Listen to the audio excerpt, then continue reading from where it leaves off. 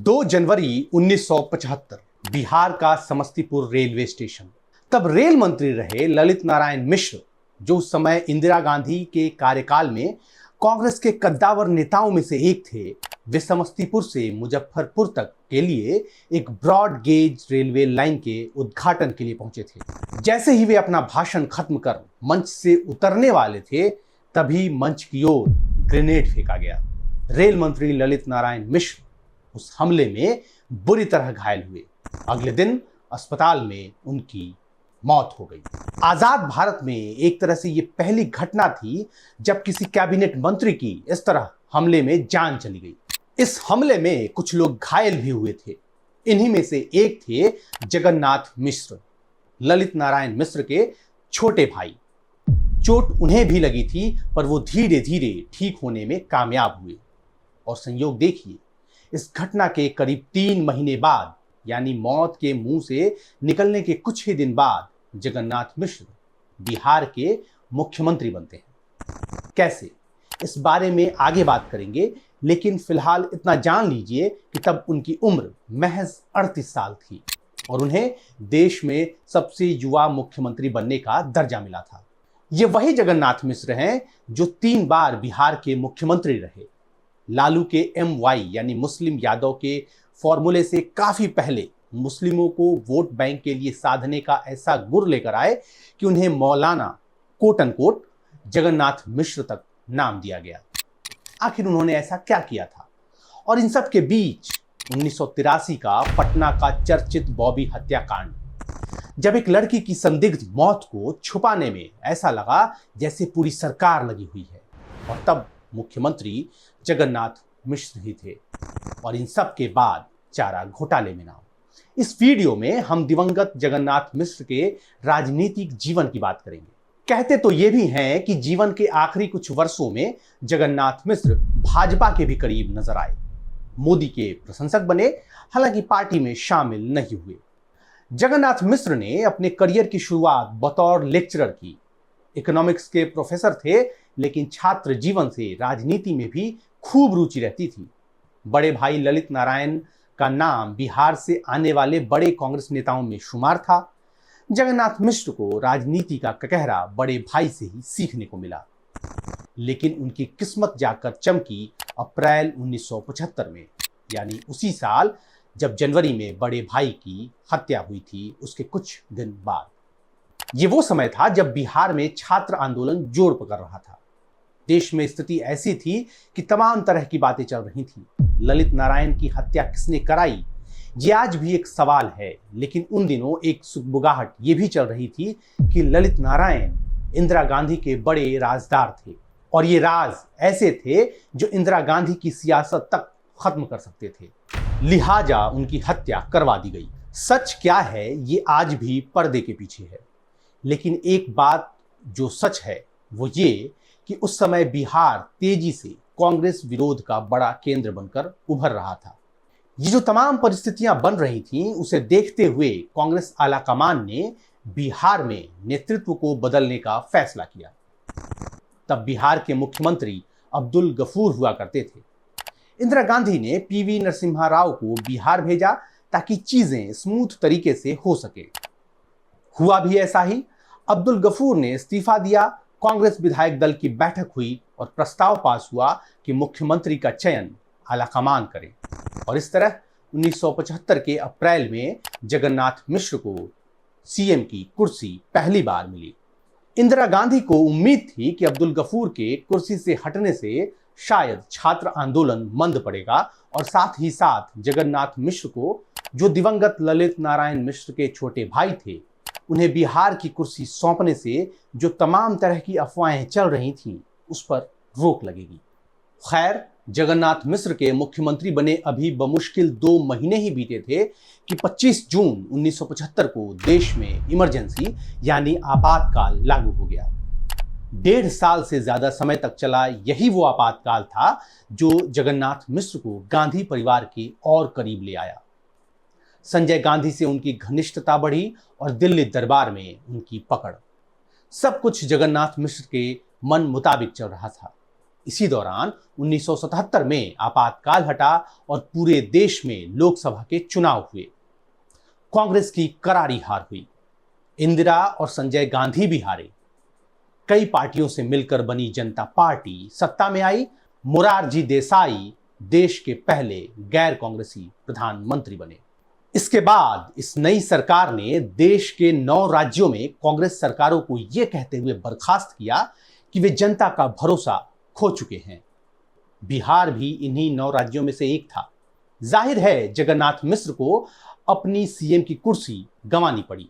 राज्य में विधानसभा चुनाव हुए और कांग्रेस को हार का सामना करना पड़ा। गनीमत यह रही कि जगन्नाथ मिश्र अपनी झंझारपुर सीट से जीत हासिल करने में कामयाब रहे।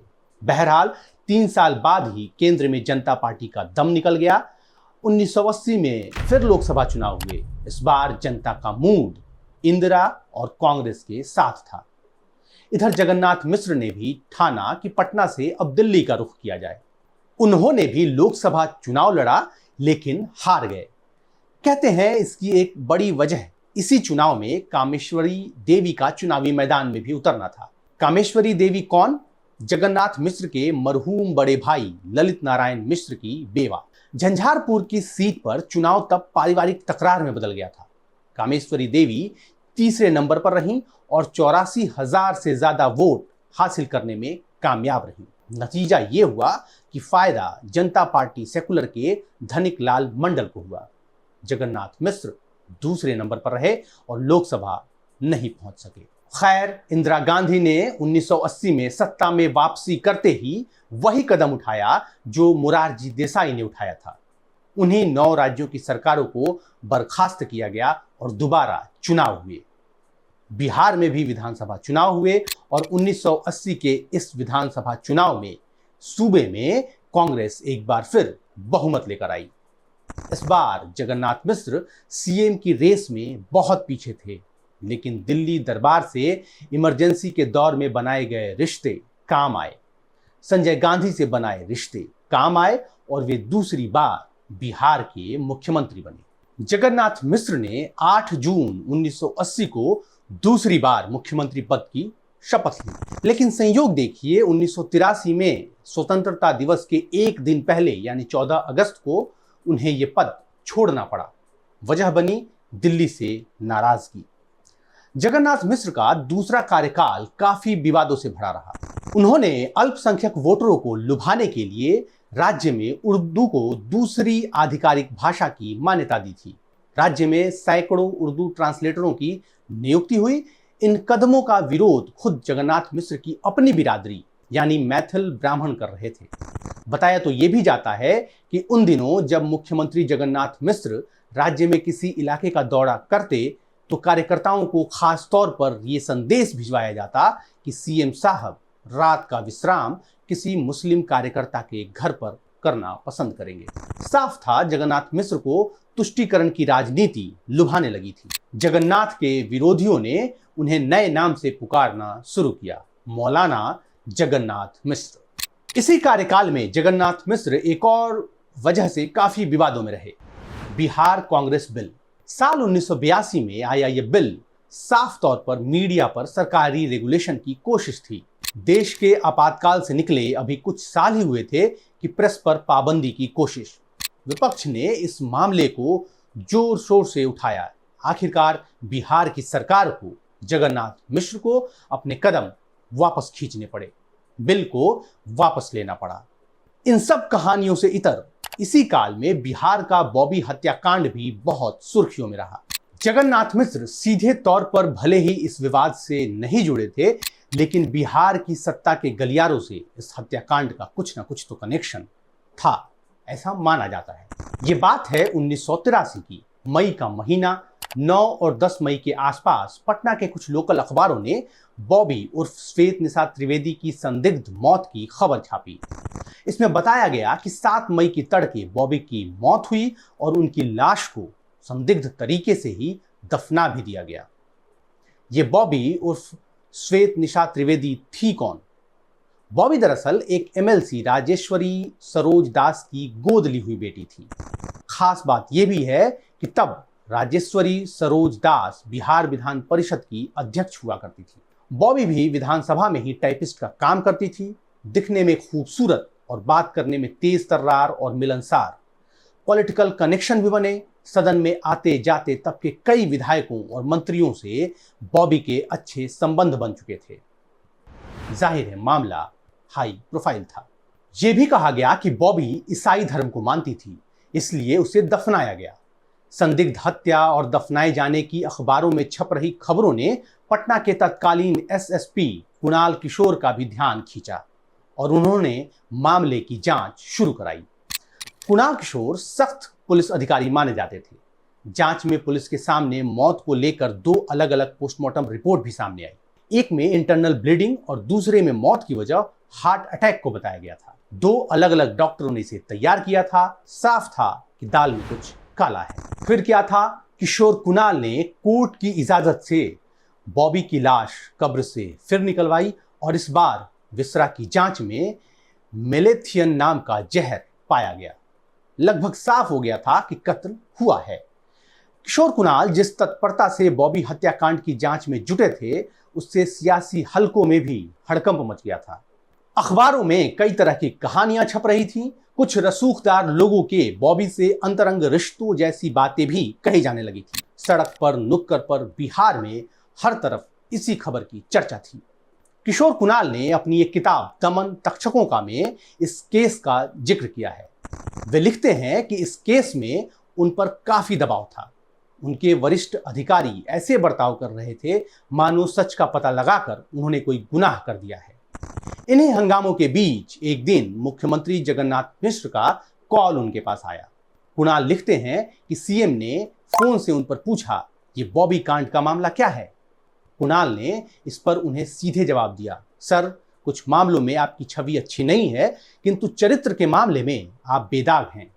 इस केस में पड़िएगा तो ये ऐसी आग है कि हाथ ही जल जाएगा, इसलिए कृपया इससे अलग रहें। किताब के अनुसार इतना जवाब सुनकर मुख्यमंत्री ने फोन रख दिया। खैर, जांच आगे बढ़ी और इसी बीच जगन्नाथ मिश्र की सरकार ने मामले को सीबीआई को सौंप दिया। फिर जो हुआ वो हैरान करने वाली बात रही। केंद्र में इंदिरा गांधी की सरकार थी, यानी कांग्रेस। बिहार में भी कांग्रेस। सीबीआई ने इस हाई प्रोफाइल मामले की जांच की और अगले 1 साल में ही अपने क्लोजर रिपोर्ट में इसे आत्महत्या बता दिया, यानी मामले की लीपापोती हो चुकी थी। सच क्या है वो आज भी पर्दे में है। खैर, इन घटनाओं के बीच दिल्ली से जगन्नाथ मिश्र की दूरी बढ़ती जा रही थी। एक तो जगन्नाथ की बढ़ती हैसियत से बिहार कांग्रेस में ही कुछ लोग उनके खिलाफ हो रहे थे। दिल्ली लगातार शिकायतें पहुंच रही थी। संजय गांधी की विमान हादसे में मौत हो चुकी थी, तो दिल्ली में भी जगन्नाथ मिश्र की पकड़ कमजोर हो गई थी। इसी दरमियान इंदिरा गांधी मिनरल पॉलिसी लेकर आई। जगन्नाथ मिश्र को ये रास नहीं आया। विधानसभा में इसके खिलाफ वे जमकर बोले। जाहिर है गाज तो गिरनी थी और गिरी। अगले कुछ दिन बाद ही जगन्नाथ मिश्र को बिहार के मुख्यमंत्री पद से इस्तीफा देना पड़ा। तारीख थी 14 अगस्त 1983। उनकी जगह बिहार की कुर्सी मिली चंद्रशेखर सिंह को। जगन्नाथ मिश्र चीफ मिनिस्टर की कुर्सी से तो हट गए, लेकिन बिहार में भी राजनीतिक स्थिरता नहीं रही। 83 से लेकर 1989 तक बिहार ने करीब 6 सालों में 4 मुख्यमंत्री देख लिए। साल आ गया था 1989। लोकसभा चुनाव में कांग्रेस का प्रदर्शन देश में खराब रहा, बिहार में भी खराब रहा। अगले साल बिहार में भी विधानसभा चुनाव थे। राजीव गांधी ने फैसला लिया कि जगन्नाथ मिश्र को वापस बिहार की कुर्सी सौंप दी जाए। राजीव गांधी निजी तौर पर तो जगन्नाथ मिश्र को नहीं चाहते थे, लेकिन उनके पास विकल्प भी नहीं थे। भागलपुर के दंगों और राम मंदिर का ताला खुलवाने जैसी घटनाओं से कांग्रेस को लगा कि मुसलमान वोटर उससे दूर छिटक रहे हैं। फिर क्या करते? कांग्रेस को और राजीव गांधी को भी बिहार में उम्मीद की एक ही किरण दिखाई दी, मौलाना जगन्नाथ मिश्र। जगन्नाथ मिश्र जब तीसरी बार सीएम बने तो बिहार चुनाव में बमुश्किल 3 महीने का समय बाकी रह गया था। वे जो कुछ कर सकते थे उन्होंने किया, लेकिन ये सारी गोटियां फिट नहीं बैठी। 1990 का चुनाव बिहार में कांग्रेस और जगन्नाथ मिश्र की राजनीति के लिए भी सूर्यास्त साबित हुआ। बिहार की जनता ने लालू प्रसाद यादव को चुना। सूर्यास्त इसलिए कि तब का दिन और आज का दिन बिहार में कांग्रेस अपने दम पर सत्ता में नहीं आ सकी। जगन्नाथ मिश्र सदन में नेता प्रतिपक्ष बने, लेकिन फिर कुछ सालों बाद पीवी नरसिम्हा राव ने उन्हें राज्यसभा के रास्ते दिल्ली बुला लिया, केंद्रीय कैबिनेट में जगह दी। बहरहाल 1996 में कांग्रेस केंद्र से भी बाहर जाती रही। पीवी नरसिम्हा राव ने भी कांग्रेस के अध्यक्ष पद से इस्तीफा दे दिया। इसके बाद कांग्रेस के अध्यक्ष बने सीताराम केसरी।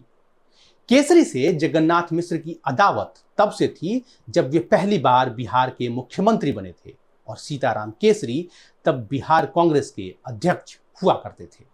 जाहिर है ये पुरानी दुश्मनी आज भी कायम थी। जगन्नाथ मिश्र ने अलग राह चुनी, नई पार्टी बनाई, बिहार जन कांग्रेस, पर बात नहीं बनी। इस बीच चारा घोटाले की भी परतें खुलने लगी थी। इस घोटाले में लालू के साथ साथ जगन्नाथ मिश्र का भी नाम आया और उन्हें जेल भी जाना पड़ा। बाद में जगन्नाथ मिश्र ने अपनी पार्टी का विलय शरद पवार की एनसीपी में कर दिया, लेकिन उनके साथ भी वे ज्यादा दिन तक वहां नहीं रहे और 2004 के लोकसभा चुनाव से पहले जदयू पहुंच गए। लोकसभा चुनाव लड़ा झंझारपुर सीट से, लेकिन हार गए। इस बीच उनके बेटे नीतीश मिश्र जरूर जदयू के साथ मजबूती से जुड़े रहे और नीतीश कुमार की कैबिनेट में मंत्री भी बन गए। दूसरी ओर जगन्नाथ मिश्र को 2013 में रांची की सीबीआई कोर्ट ने चारा घोटाले में सजा सुनाई। 4 साल की जेल और 2 लाख का जुर्माना लगाया गया। कुछ समय बाद झारखंड हाई कोर्ट से जगन्नाथ मिश्र को जमानत मिल गई, लेकिन इस सजा से साफ हो गया था कि वे अब चुनाव नहीं लड़ सकते थे। 19 अगस्त 2019 को जगन्नाथ मिश्र का लंबी बीमारी के बाद 82 साल की उम्र में निधन हो गया। तो ये थी कहानी बिहार के एक ऐसे पूर्व मुख्यमंत्री की जिसका सिक्का करीब 1.5 दशक तक बिहार की राजनीति में चला। आज के वीडियो में इतना ही। अगली कड़ी में फिर एक नई पॉलिटिकल कहानी के साथ मिलेंगे। इजाजत दीजिए। नमस्कार।